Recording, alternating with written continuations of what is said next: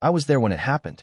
I was standing 12 meters away when a human mother lifted an 8-foot armored enforcement officer off the ground by his throat, held him there, and told him, quietly, in a voice that carried across an entire market district, that he had just made the worst mistake of his life. And she was right. My name is Viral Takmer, Senior Compliance Observer. 16 standard cycles of service to the Galactic Council. 16 cycles of reports, regulations, incident filings, and interspecies mediation. 16 cycles during which I believed, genuinely, completely believed, that I understood how the galaxy worked. Laws were clear. Authority was respected. Conflicts moved through proper channels. Predictable. Ordered. Safe. Then the humans arrived. At first, I wasn't concerned. None of us were. Yes, the files contained the usual flags. Category 9 Death World Origin. High-gravity biology. Aggressive evolutionary background. Regenerative resilience. The kind of descriptors that make junior observers nervous and make senior officials dismissive. We had processed Deathworlders before. Most of them were loud, violent, and short-lived within council space. Humans were different. That was the first mistake we made. They smiled too easily. They laughed too loudly. They formed social bonds at a speed that made even the most communal species uncomfortable. Within 3 weeks of arriving on Station Meridian 7, they knew the names of half the vendors in the market district, had been invited into private quarters by members of at least 3 different species, and had somehow organized 2 separate recreational events that no one remembered approving. They adapted. That was the second mistake. Gravity levels that required assisted movement for most species barely slowed them. Environmental fluctuations that demanded specialized suits were, by their own description, a bit uncomfortable. Their dietary range exceeded anything in our scanner's databases, including several substances that triggered contamination alerts on first pass and turned out to be things they called snacks. And yet, they followed the rules. Meticulously. That was the third mistake. Humans didn't push boundaries the way aggressive species typically do. They didn't test limits openly. Instead, they learned the system, studied it, operated within it so precisely, so deliberately, that it became genuinely difficult to notice where compliance ended and something else entirely began. I remember filing my first report on them. Humans demonstrate high adaptability and cooperative tendencies. Recommend continued observation. I believe that. I truly did. My assignment at the time was straightforward. Oversee human integration protocols on Meridian 7. It was considered low risk. A quiet station on the edge of neutral space, far from major trade routes, and even farther from anything resembling a conflict zone. Perfect for a mid-level observer who had spent most of his career buried in administrative filings. I expected boredom. What I got instead was an education. It started with small things. A human technician who repaired a malfunctioning docking clamp in less than half the estimated time, using tools that weren't designed for the task. A group of human adolescents whose recreational activity resulted in 3 minor injuries, 1 structural repair request, and what I can only describe as visible pride from all participants.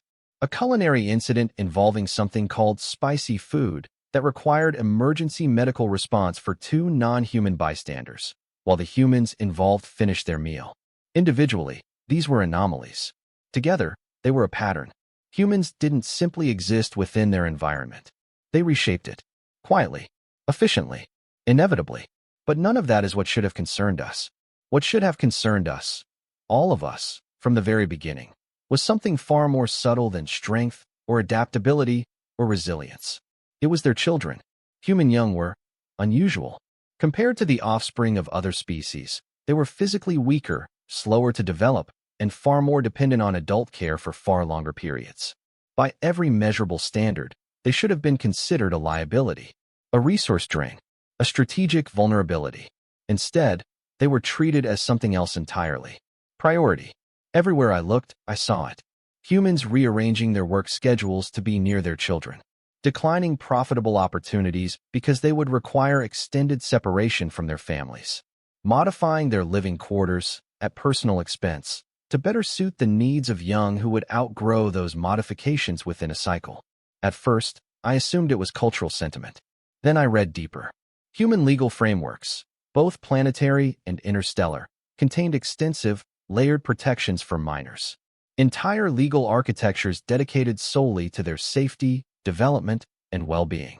Violations involving children carried penalties that exceeded comparable offenses against adults by a significant margin. In some jurisdictions, by an order of magnitude. It seemed disproportionate. I remember discussing it with Security Chief Morvan Khaled during a routine briefing. They place an irrational emphasis on their young, he said, all four of his eyes narrowing slightly. It is inefficient.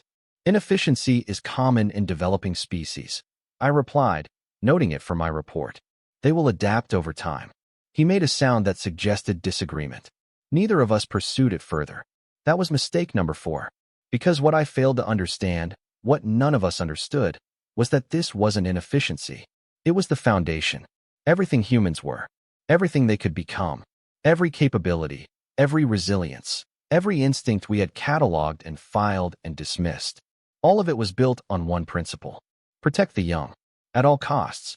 The warning signs were there, buried in their historical records. Documented cases of individuals displaying sudden, extreme physical strength under acute stress, what their own scientists called hysterical strength, a release of adrenal response so complete it temporarily exceeded normal biological limits. Entire communities mobilizing in hours in response to threats against children. Military operational doctrine that consistently prioritized civilian evacuation, especially minors, above strategic advantage, even at significant tactical cost. I read those reports. I cataloged them. I filed them away. And then I forgot about them. Because nothing like that had ever happened here. Because this was council space. Because we had rules. And because I believed, with the quiet confidence of someone who has never been genuinely tested, that those rules were enough. The day everything changed began like any other. I was in my office reviewing a trade dispute between a Affliction merchant and a human supplier. Something about mislabeled nutritional content. Tedious. Routine. The kind of paperwork that resolves itself with a formal apology and a minor adjustment. I remember thinking, this is exactly what I signed up for. Predictable. Ordered. Safe. Then my communicator activated. Not the usual notification chime. Not the measured tone of a standard incoming message. It screamed. Observer Takmer. It was Security Chief Khaled. His voice was strained in a way I had never heard before. Controlled, but only barely. We have a situation. I set down my data tablet. In my experience, the word situation was used imprecisely more often than not. It could mean anything from a minor trade dispute to a full-scale diplomatic incident. What kind of situation? I asked. There was a silence. The kind that stretches just long enough to feel wrong. The kind, Khaled said slowly, that you need to see for yourself. Something in those words reached past my professional instincts and touched something older. Not fear. Not yet. But the beginning of it. I rose from my desk, smoothed my uniform, out of habit more than necessity, and spoke. Location. Market District. Section 7. Of course it was the Market District. It always was. A convergence point of species, cultures, and expectations. A place where minor misunderstandings could become major incidents with very little effort. I had resolved dozens of disputes there. I expected this to be another. That was mistake number 5. I could hear it before I saw it. That was the first sign that this was not routine. The Market District was never truly quiet. Even during low traffic cycles, there was always noise. Overlapping voices in dozens of languages. The rhythmic hum of trade scanners. Cargo units moving between stalls.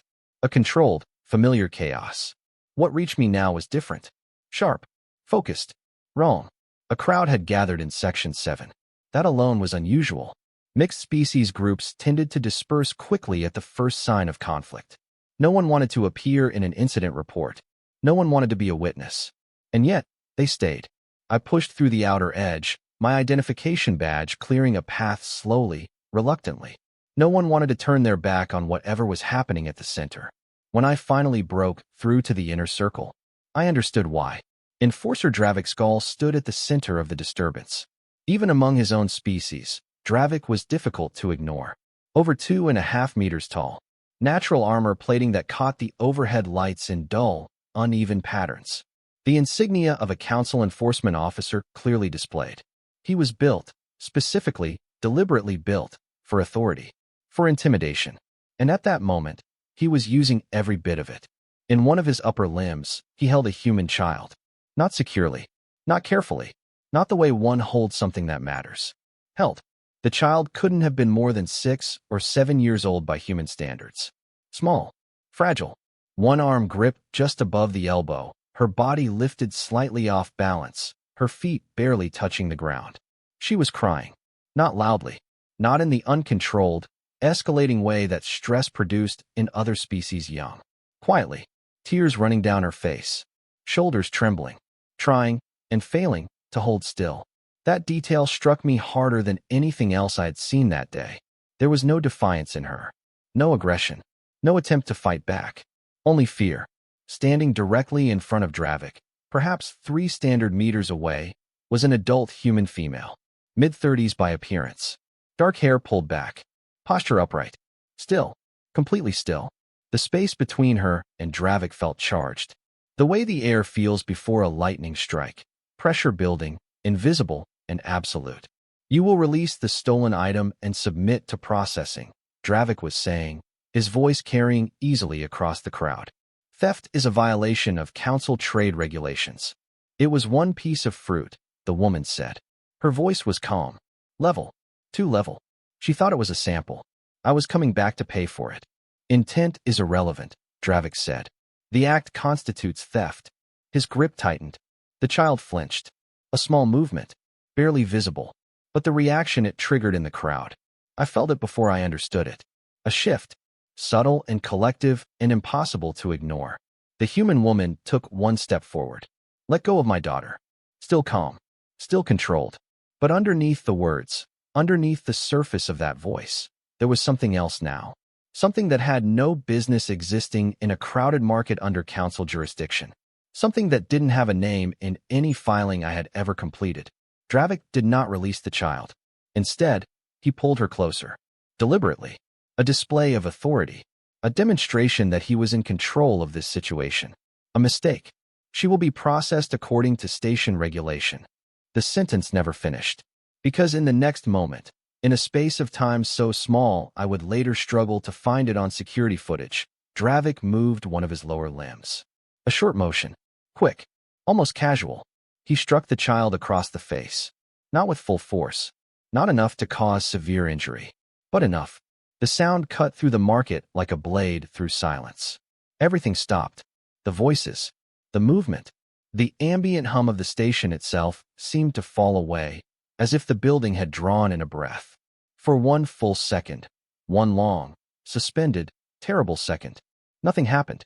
The child's head turned slightly from the impact. Her crying stopped. Not because she was no longer afraid, but because something in that moment had moved beyond fear into a place none of us had language for. And in that silence, I became aware of something else. Every eye in the crowd had shifted. Not to Dravik. To the woman. She hadn't moved. Hadn't shouted. Hadn't rushed forward. Hadn't reacted the way a parent of any species I had ever documented would have reacted. She simply stood there, looking at her daughter. And then, slowly, at Dravik. Her expression didn't change. No rage. No panic. No visible collapse into emotion. That was what made it worse. Just focus. Pure, absolute, cold focus. The kind that doesn't burn, it calculates. When she spoke again, her voice was quieter than before. You just made a mistake. Dravik let out a low, dismissive sound. I am enforcing council law. Stand down, or you will be. He never finished that sentence. Because in the space between one breath and the next, in a span of time that the security footage would later show measured 0.4 seconds from start to finish, the human moved. I have reviewed that footage more times than I can accurately count. I have slowed it to single frames. I have shown it to colleagues who specialize in biomechanical analysis. Every one of them reaches the same conclusion. What she did is not supposed to be physically possible. One moment she was standing 3 meters away. The next, she was in front of him. Her hand closed around Dravik's throat. And then he was off the ground. 8 feet of armored enforcement officer. Approximately 340 kilograms of mass, plating included. Suspended in the air. As though his weight had simply ceased to be relevant. A collective breath rippled through the crowd. Not a sound, just air. The involuntary reaction of every body in that market registering, at the same moment, that something had shifted. Something fundamental. Dravik's instincts reacted. His limbs reached for balance, for leverage, for his sidearm. He found none of it. The woman held him with one arm, her stance stable, her posture unchanged. Her other hand remained free. "You," she said, and her voice had not risen, not even slightly. "Do not touch my child." Dravik attempted to bring one limb toward his weapon. Her free hand moved, faster than I could track. There was a sound, a sharp, specific, unmistakable sound. Dravik's limb bent at an angle it was not designed to bend. His weapon remained holstered. He did not try again. She adjusted her grip, just enough to ensure he could breathe, not enough to free him. Controlled, precise, deliberate. "I am going to say this once," she said, "and I need you to understand it." Her eyes locked onto his. "I don't care what your laws say. I don't care what authority you think you have. You will never touch my child again." I found my voice somewhere in all of that. "Everyone, stand down." I stepped forward, pushing authority into my tone, reaching for procedure the way a drowning person reaches for anything solid. "This situation can be." Her gaze shifted to me, and everything I had been about to say vanished. I have stood in rooms where violence was one wrong word away. I have negotiated with species whose threat displays could clear a corridor in seconds. I have faced, in 16 cycles, a wide spectrum of what the galaxy considers dangerous. Nothing had prepared me for that look. It wasn't rage. Not exactly. It was something colder, something more precise, something that made it very clear that whatever systems I represented, whatever laws, whatever protocols, whatever authority I believed I carried, none of it applied in this moment. "Security is on the way," I managed. "We will resolve this appropriately." She held my gaze for 1 second longer. Then, slowly, as if the decision cost her nothing, she released Dravik. He dropped, collapsed onto his lower limbs, gasping, one arm hanging at an angle that would require medical intervention. She didn't look at him again. Instead, she turned to her daughter. And the transformation that happened in that instant, between one moment and the next, was the most disorienting thing I witnessed that entire day. The same hands that had held a council enforcer off the ground now moved with a gentleness that seemed to belong to a different person entirely. Checking the child's face, brushing away tears, pulling her close. "It's okay," she murmured. "I've got you." The child pressed her face into her mother's shoulder, small fingers gripping tightly. "Safe." Then the woman looked back at me. "My name is Kelly Winters," she said. "My husband is Commander Marcus Winters of the Earth Defense Exploration Fleet." A pause, just long enough for the words to settle. He is going to want to know about this. Something cold moved through my core. Not fear. The beginning of understanding. Around us, the market remained completely silent. Watching. Waiting. Because somewhere beneath the surface of that moment, in the instincts of every species present, regardless of language or biology or cultural framework, everyone felt the same thing. Something had just been set in motion. And none of us, not me, not Dravik lying on the floor, not anyone in that crowd, fully understood what it was. The crowd began to breathe again, slowly, in fragments. Dravik was on his lower limbs, struggling to reassemble what remained of his authority. One arm hanging at a compound fracture angle. His breathing uneven. His armor, which I had always assumed made him impenetrable, suddenly looked like exactly what it was. Material. "You assaulted an officer of the council," he managed. Kelly Winters did not acknowledge him. Her attention remained entirely on her daughter. She examined the child's face with careful precision, moving slowly, methodically, as though cataloging every detail to memory. There was a faint mark where Dravik had struck. It would heal. That did not seem to matter. "You're okay," Kelly said softly. "You did nothing wrong. Do you hear me?" The girl nodded, pressing closer. Dravik tried again. "You will be detained. You have committed." Kelly moved her head slightly, just enough to look at him. He stopped speaking, not because she interrupted him, because something in her gaze made continuing feel deeply unwise. I stepped between them, placing myself in the space deliberately, precisely, because someone needed to. "This situation is under review," I said. "Enforcer Dravik, you will stand down." He turned to me, anger replacing whatever else had been on his face. "She attacked an officer of the council. That is a criminal." "What I witnessed," I said carefully, choosing each word the way you choose steps across unstable ground, "was you striking a minor without sufficient cause." The crowd shifted. Subtle, but noticeable. You will include in your report, Dravik said, his tone sharpening, that the miner committed theft and refused to. She didn't resist. The voice came from the crowd. Affliction merchant, stepping forward with visible reluctance, but stepping forward nonetheless. It was a misunderstanding. The child believed the item was a sample. Another voice followed. I saw it too. And I. The tension in the space shifted again. Not away from danger, but towards something else. Something Dravik had not accounted for. Accountability. I turned to him, quiet enough that only he could hear. You need to leave. Now. He hesitated. That, in itself, was significant. An enforcer of his rank did not hesitate in front of a compliance observer. Not under normal circumstances. But these were no longer normal circumstances. He stepped back. One step, then another. His injured arm held close to his body. This is not over, he said. Kelly did not respond. She didn't need to. Because everyone in that market understood something that Dravik had not yet grasped. This had never been about him. It had never been about authority. It had been about a line. And he had crossed it. As Dravik was escorted away by arriving security personnel, the market began, slowly and unevenly, to return to something resembling normalcy. I turned back to Kelly Winters. Mrs. Winters, I said, keeping my voice measured. I would like to formally document your statement and ensure that. I'll provide a statement, she said. Still calm. Still controlled. As if nothing that had just occurred had cost her anything. But not here. Her eyes moved briefly across the crowd. Assessing. Calculating. Then back to me. I'll be in my quarters. With my daughter. Then, almost as an afterthought. Almost, but not quite. You should prepare your report carefully. It wasn't a threat. That was what made it more effective than any threat would have been. It was a statement of fact. She shifted Emma against her shoulder, turned, and walked away. The crowd parted immediately. Not out of fear. Out of understanding. I watched her go, my thoughts moving faster than I could organize them. Something she said kept surfacing above the rest. You should prepare your report carefully. Why would that matter? This was a localized incident. A protocol violation. An internal disciplinary matter. Routine. Contained. And then, the name. Commander Marcus Winters. Earth Defense Exploration Fleet. I accessed my data tablet and pulled up the relevant records as quickly as the system allowed. The EDF. Relatively new military designation. Limited conflict history on record. But what history it had. Something moved in my chest that I did not have a proper name for. Security Chief Khaled appeared at my shoulder. Medical is treating Dravik. Fracture in the upper limb.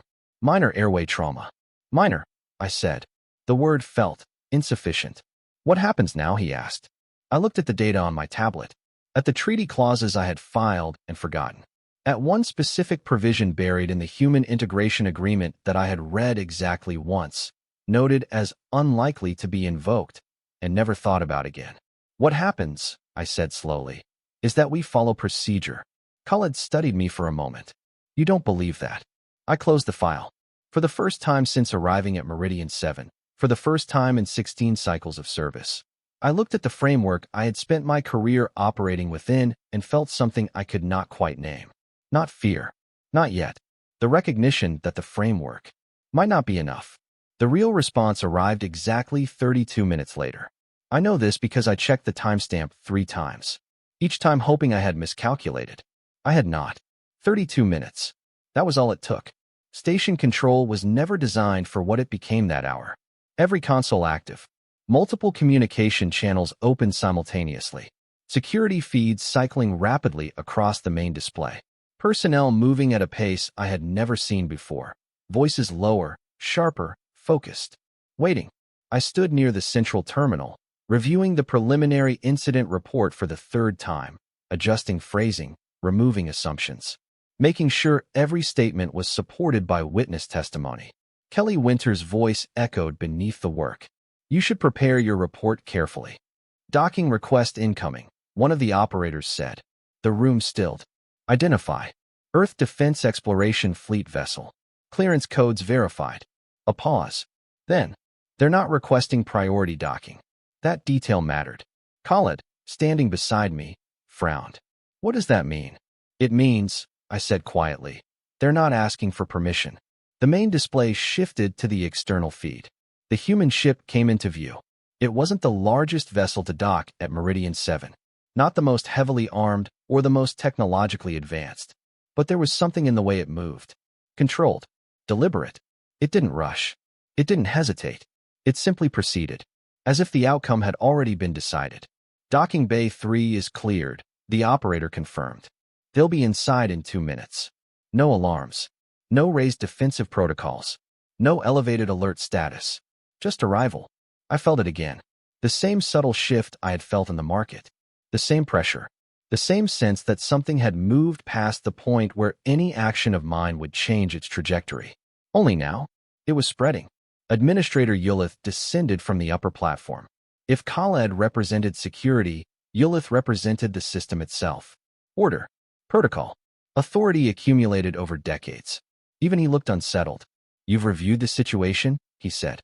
"Initial report is complete," I replied. "Witness statements are being compiled." "And the human involved?" "Kelly Winters. Civilian." "And her husband?" I met his gaze. "Commander Marcus Winters. EDF." Yulith's expression tightened. "I'm familiar with the designation. I'm asking about the individual." I hesitated. Not because I lacked information. Because I was uncertain how to present what I had found. "He has a record," I said carefully. "Limited engagements. Exceptionally high effectiveness. Command-level authority within EDF operations." Yulith nodded once. "That will be sufficient." He turned toward the main entrance. And the doors opened. The room changed. There's no other way to describe it. Nothing visible shifted. No alarms triggered. No lights dimmed.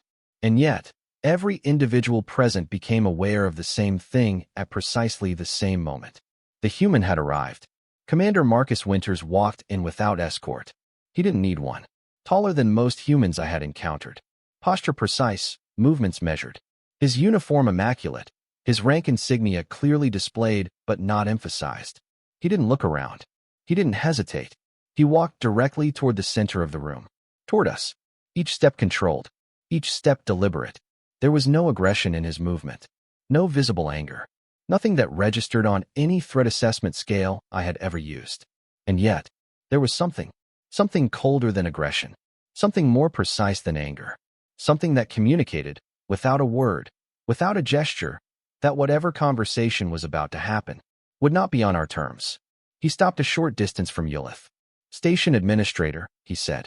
His voice was calm. Professional. "Commander Marcus Winters, Earth Defense Exploration Fleet." Yulith inclined his head.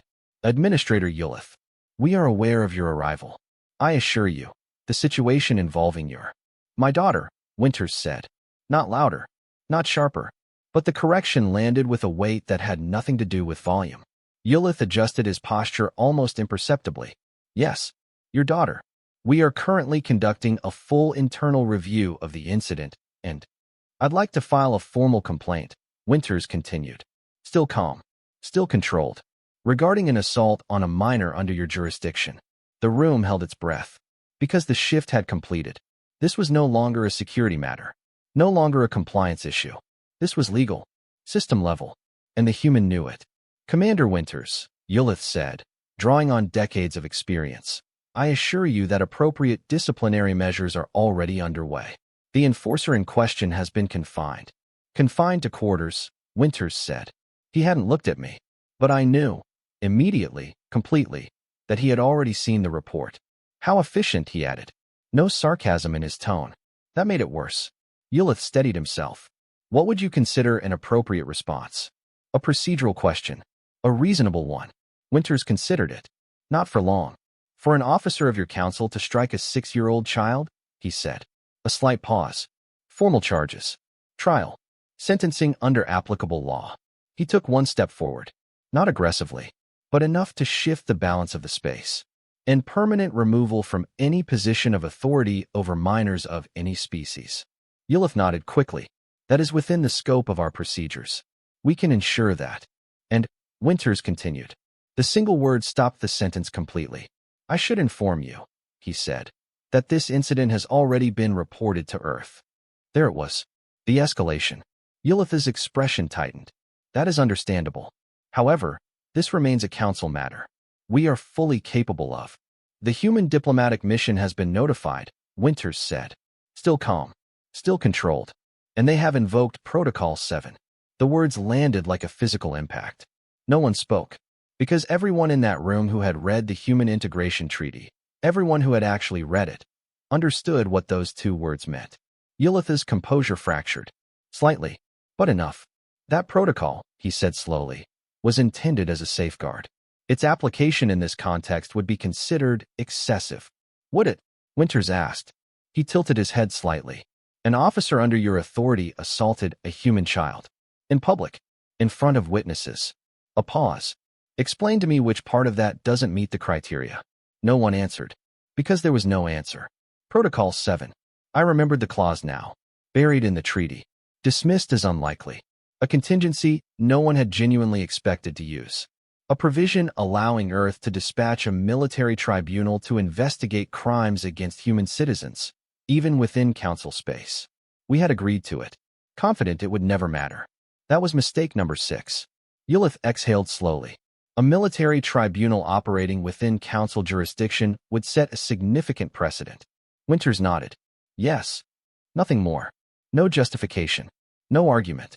Just acknowledgement. As if the precedent was not a concern. As if the only thing that mattered had already been decided. What do you want? Yulith asked. The question was no longer procedural. It was practical. Winters met his gaze. I want the individual responsible held accountable under law. I want a formal acknowledgement of failure from this station. And I want every enforcement officer under your authority retrained, completely, regarding the use of force against minors. Each point delivered with the same quiet precision. No emotion in it. No hesitation. And the tribunal? Yulith asked. It is already in transit, Winters replied. A pause. If you cooperate fully, I will recommend that your conduct be considered in their assessment. Not quite a threat, but close enough. Yulith closed his eyes briefly. When he opened them, the decision was made. We will cooperate fully. Winters nodded once. Good. He turned to leave, then stopped. Without looking back, he spoke one final time. There's something you should understand. His voice didn't change. His posture didn't shift. But the weight behind the words. We don't escalate quickly. A pause. We escalate completely. Then he walked out. No one moved. No one spoke. Because in that moment, standing in the silence that Commander Marcus Winters left behind, everyone in that room reached the same conclusion. We were no longer in control of the outcome. The tribunal arrived exactly on schedule. Not early. Not late. Precise. That single detail set the tone for everything that followed. There were no fleet formations. No escalating show of force. No attempt to intimidate through spectacle. One ship. One clearly marked Earth Defense Exploration Fleet vessel. It docked without priority clearance. Without disruption. Without ceremony. And somehow, that was worse. Because the entire station was already waiting by the time it arrived. The rumors had spread beyond Meridian 7. They had grown, evolved, distorted. Some versions spoke of retaliation. Others of war.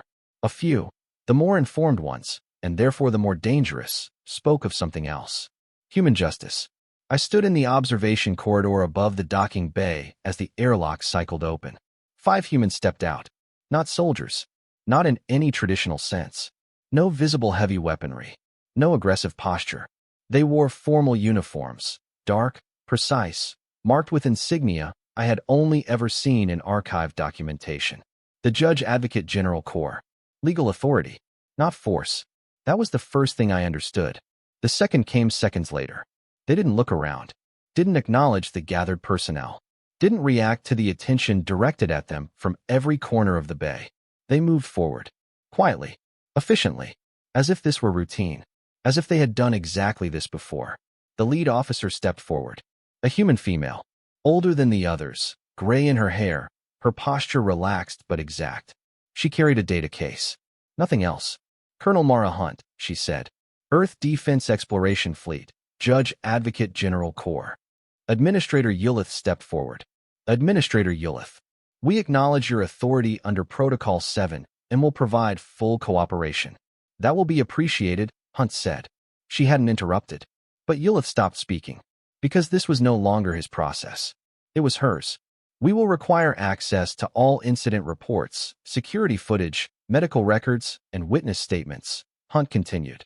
All materials will be reviewed for completeness and accuracy. and we will conduct independent interviews. A brief pause. All of them.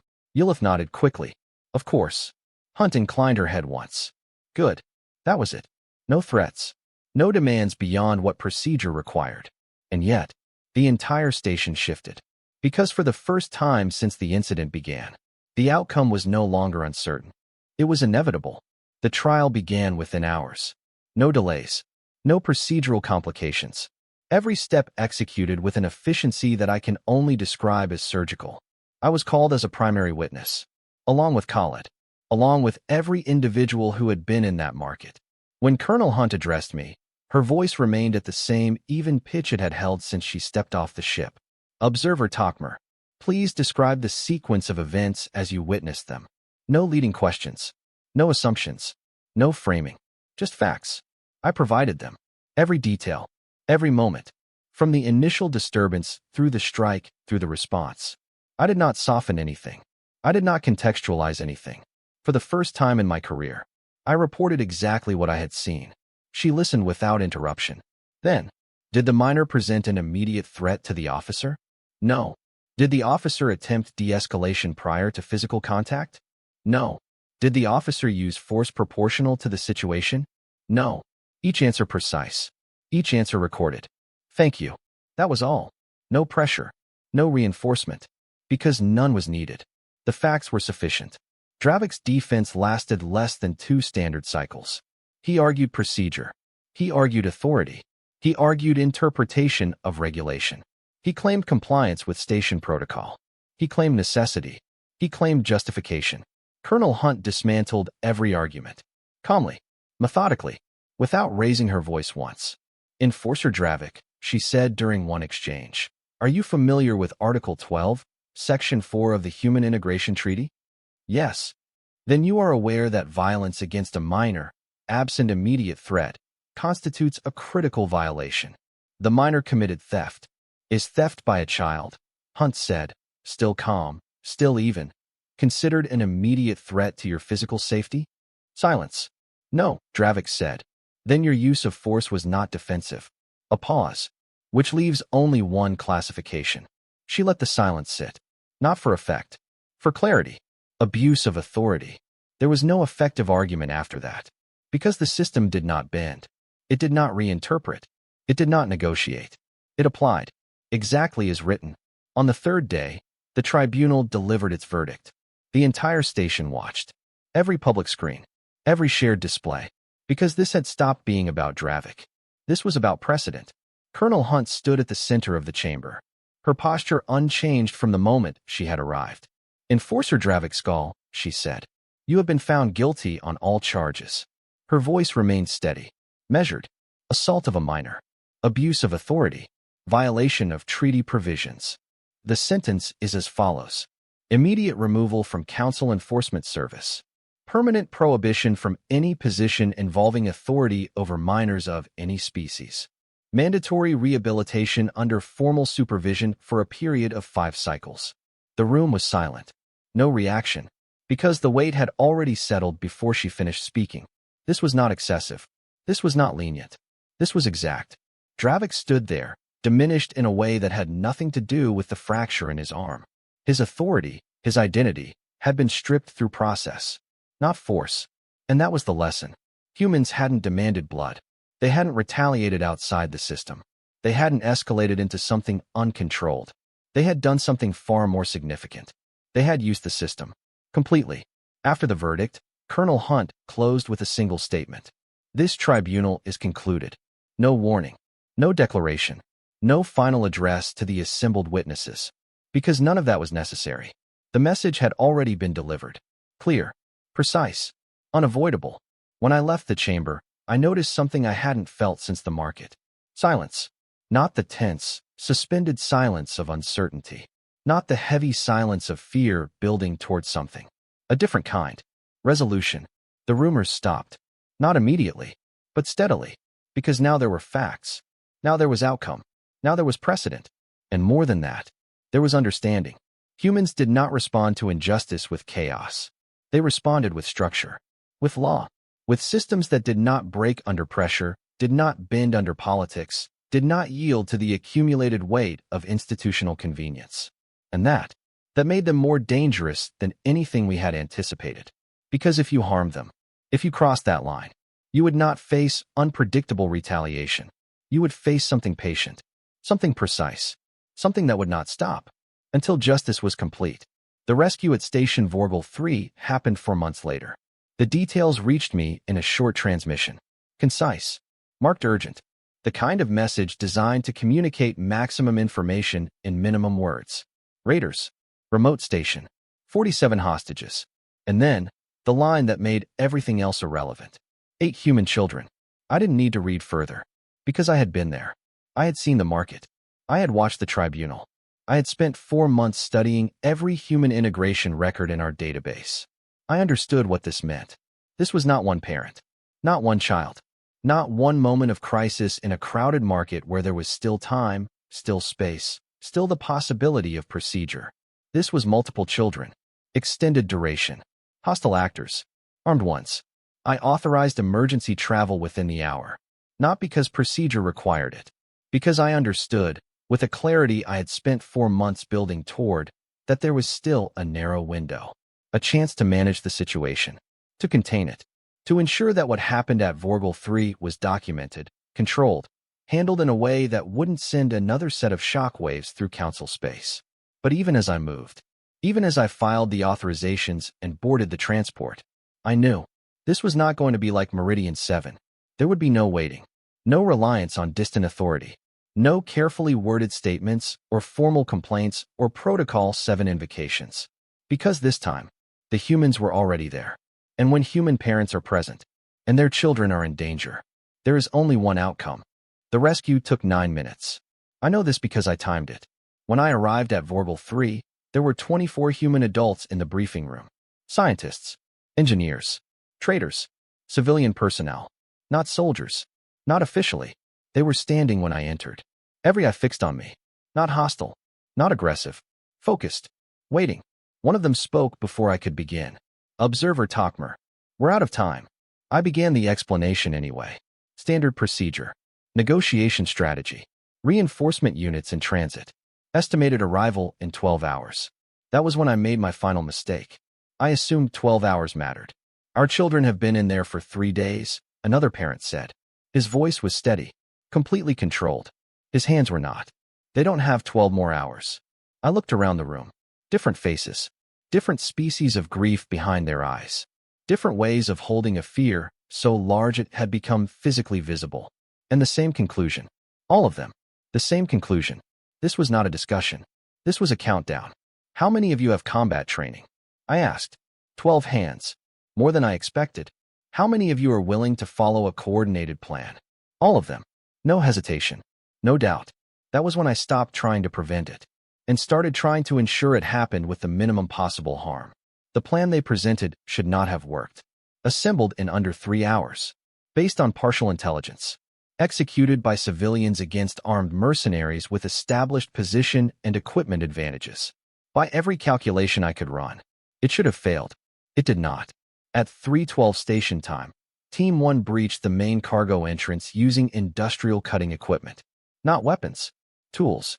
The noise was deliberate. It triggered the station's fire suppression systems, flooding the area with foam and cutting visibility to near zero. At the same moment, Team 2 entered through upper ventilation access. Precise timing. Coordinated descent. They came down directly above the primary holding area. Team 3, the largest group, used maintenance tunnels to position along every extraction corridor, blocking exit routes, securing paths, ensuring that once the children were free, nothing would obstruct them. The raiders were armed, trained, prepared for resistance. They were not prepared for this, because what they faced was not a tactical assault. It was intent, unfiltered, uncompromising. Human parents do not engage threats the way soldiers do. Soldiers assess risk, calculate odds, weigh options. Human parents remove obstacles. The first raider went down within seconds. Disabled, not killed. The second attempted to regroup. Failed. By the 3rd minute, the organizational structure of the raider group had collapsed, not because they were outmatched in training, but because they were outmatched in something training cannot produce. Purpose. The humans did not hesitate, did not pause, did not reconsider. Every movement had one objective: reach the children. Everything else was secondary. By the 5th minute, the first group of hostages was secured. By the 7th minute, all 8 human children were accounted for. By the 9th minute, every raider was either restrained or incapacitated. No fatalities. 3 serious injuries among the raiders. 12 minor. On the human side, cuts, bruising, nothing more. 47 hostages. All alive. All extracted. When it was over, I stood in the cargo bay and looked at what had happened. Parents holding their children. Tightly. Desperately. Not acknowledging the damage around them. Not thinking about the aftermath or the consequences or what came next. Just relief. I had witnessed victory before. Strategic outcomes. Military successes. This was different. This wasn't victory. This was retrieval. And that distinction mattered more than anything else I could write in a report. 6 hours later, the EDF ship arrived. Too late to intervene. Exactly in time to observe. Commander Lisa Torres reviewed my report in silence. Then looked at me. "Let me confirm," she said. 24 civilians conducted an unsanctioned rescue operation against armed mercenaries. Yes. 0 casualties. Yes. She paused, then asked the only question that appeared to matter to her. Did they get their children back? Yes. She nodded once. Then it was successful. No reprimand. No disciplinary review. No concern over protocol violations. Because from their perspective, there had been no violation. Only alignment. With the only rule that mattered. Months later, I returned to Meridian 7. My office was the same. My responsibilities expanded. My understanding changed. Kelly Winters visited once. With Emma. 7 years old now. Recovered. Resilient. She handed me a drawing. Crude lines and bright colors. The kind of image only a child can produce. Technically imperfect and emotionally exact. At the top, in uneven letters. "Thank you for helping keep us safe." I placed it on my wall, next to my service commendations. Not because it was required. Because it was deserved. Not for me. For the lesson. Because after everything, after the market, and the tribunal, and Vorbal 3, and every report I had filed, and every mistake I had named, and every assumption I had been forced to discard, there was only one conclusion that survived all of it. Humans are not the most dangerous species in the galaxy because of their strength. Not their intelligence. Not their technology. Not their adaptability, or their resilience, or their capacity to reshape every environment they enter. They are dangerous because of what they value. Because once you understand that value, once you understand the line that must not be crossed, everything becomes clear. They will negotiate. They will cooperate. They will follow the law. They will integrate. They will be patient and procedural and measured and reasonable until you threaten their children. And then, they will not hesitate. They will not stop. They will not fail. Not because they are reckless. Not because they are violent. But because they are certain. Certain that nothing matters more. And that certainty is what makes them unstoppable. So if you ever find yourself in council space, or anywhere else the humans have reached, and you find yourself questioning their limits, remember Meridian 7. Remember the tribunal. Remember 9 minutes at Vorbal 3. Remember the silence before they act. And above all, remember this. Do not touch their children. Because the response will not be rage. It will not be chaos. It will be something far more absolute. It will be complete.